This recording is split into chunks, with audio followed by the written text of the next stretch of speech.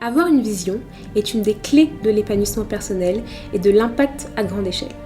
Dans ce podcast, nous parlons de vision dans le but de chaque jour vivre en alignement avec les nôtres. Je suis Rachel Rickson et ma vision est d'être actrice de développement sur le continent africain au niveau de l'autonomisation de la femme, de l'entrepreneuriat et du digital. Abonne-toi à ce podcast pour écouter les épisodes hebdomadaires. Je te souhaite une très bonne écoute. Bonjour à tous, j'espère que vous allez bien. Ça ne va pas, recevez ma joie, je vous en ai vraiment plein de joie. Bienvenue dans ce nouvel épisode de podcast. Parlons de vision. Aujourd'hui, on parle de vision et passage à l'action. Alors, il faut savoir que cet épisode, il me tient tellement à cœur.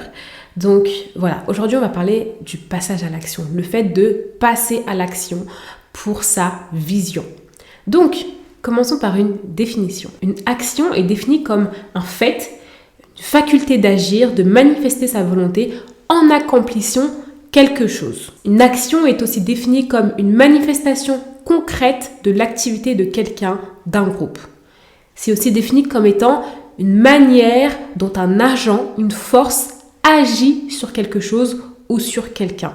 En cybernétique, l'action est définie comme étant le processus visant à modifier le comportement ou l'état d'un système organisé au moyen d'une grandeur de réglage ou une grandeur réglante par l'intermédiaire d'un organe de réglage appelé actionneur. Un peu compliqué cette définition-là, mais l'idée est la même derrière toutes ces définitions. Je vous partage également 2 citations assez marquantes sur l'action, le passage à l'action. L'inaction engendre le doute et la peur. L'action engendre la confiance et le courage. Si vous voulez vaincre votre peur, ne restez pas assis à la maison à y penser. Sortez et mettez-vous au travail. Ça, c'est une citation de Dale Carnegie, qui est un auteur, qui a notamment écrit le livre « Comment se faire des amis » que je vous recommande. Ensuite, on a une citation d'un inconnu, mais qui est très marquante. Une action imparfaite vaut mieux qu'une parfaite inaction. Et c'est vraiment toute l'idée de cet épisode de podcast. Je veux vraiment qu'on parle du fait de passer à l'action. Ok, passer à l'action pour sa vision. Donc, justement, déjà, pourquoi est-ce que c'est important de passer à l'action par rapport à sa vision ? Le pourquoi, c'est que ta vision ne va pas s'accomplir si tu ne passes pas à l'action, ok ? Tu as besoin de passer à l'action, c'est-à-dire agir, poser des actes, accomplir certaines choses pour que ta vision puisse se concrétiser. Avoir une vision, c'est important. C'est très important, c'est tout l'objet de ce podcast. Voilà, avoir une vision, des objectifs, savoir où on va, c'est très important. Mais à quoi sert de savoir où on va ? À quoi sert de savoir quelles sont les choses qu'on veut accomplir, etc. si on ne pose pas d'action ? Si on ne fait rien, c'est-à-dire qu'on n'a que les idées, on n'a que la pensée, on n'a que des carnets remplis de ce qu'on veut accomplir, etc. mais on ne fait rien. Mais ça ne sert à rien. En fait, ça ne sert à rien. On a juste écrire sa vision, c'est bien. Travailler sur sa vision, c'est bien. Mais le plus important, c'est vraiment de passer à l'action pour la concrétiser. Vraiment, c'est le plus important.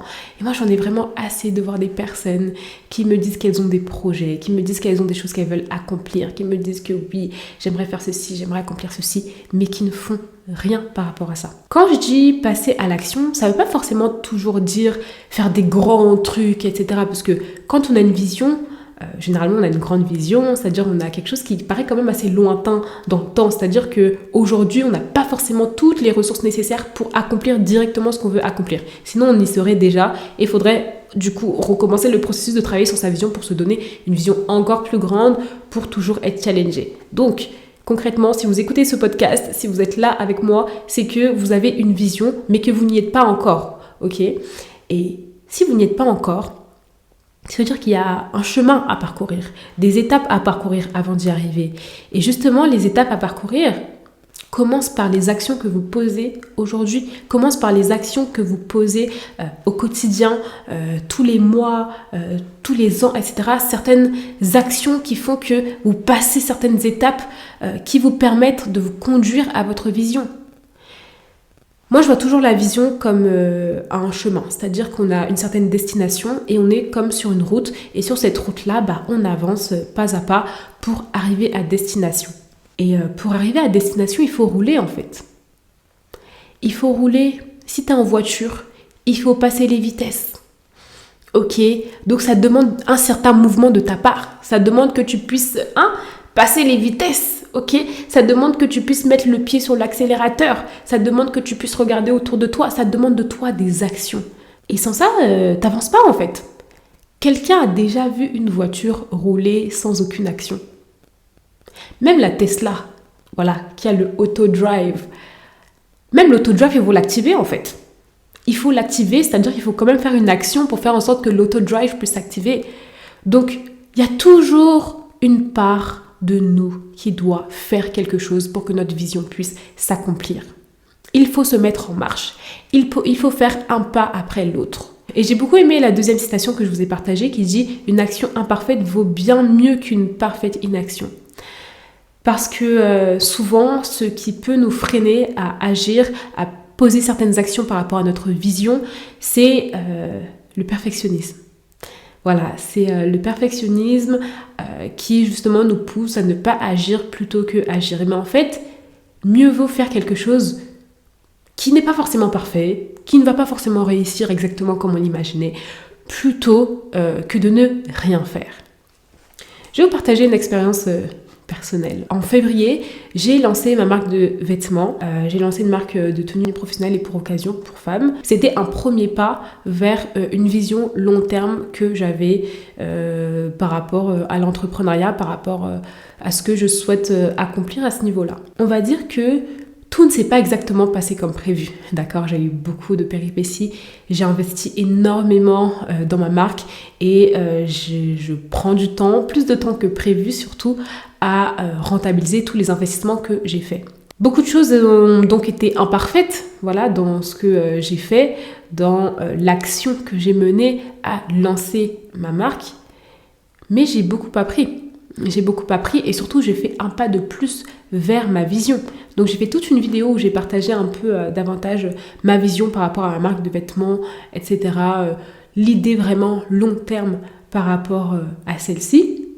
Tout ne s'est pas exactement passé comme prévu, mais je suis contente d'avoir fait, d'avoir agi, d'avoir mis un pied devant l'autre plutôt que d'être restée avec juste une idée en tête, ne pas avoir agi par rapport à cette vision-là que j'ai en fait. Aujourd'hui, c'est vraiment ce que j'aimerais partager avec vous.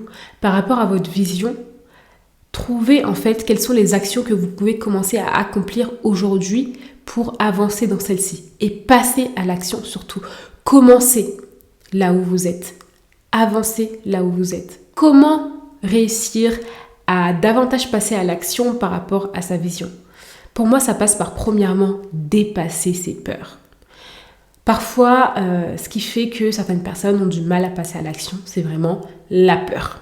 Donc il y a différents types de peurs, mais je pense que les deux plus grandes peurs qui reviennent quand il s'agit de passer à l'action, c'est la peur de l'échec et aussi la peur de la réussite. La peur de la réussite, on en parle beaucoup moins que la peur de l'échec, mais elle est là et elle compte. Et je pense que je vais faire 2 épisodes dessus parce que c'est 2 fléaux qui sont vraiment à éradiquer, surtout quand on veut accomplir sa vision. En vrai, même si tu rates quelque chose, il va se passer quoi après ?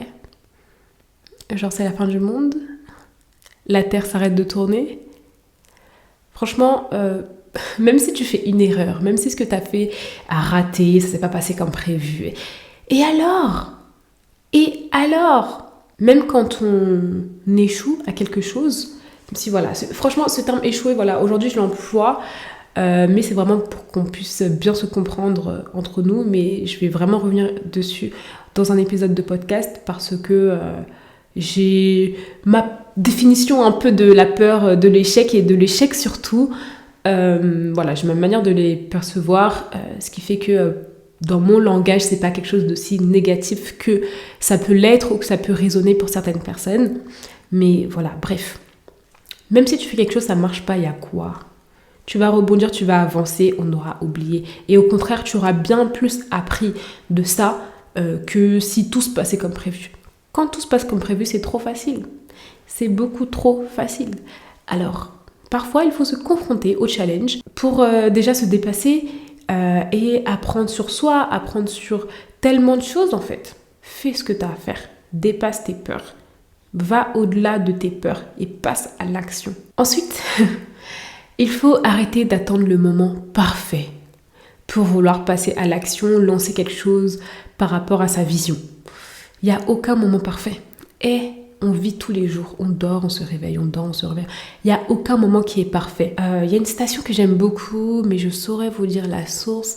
Mais en gros, ça dit que si un moissonneur, donc quelqu'un qui veut semer quelque chose, attend qu'il puisse absolument pleuvoir ou que le temps, la météo soit parfaite pour commencer à semer, il va jamais semer.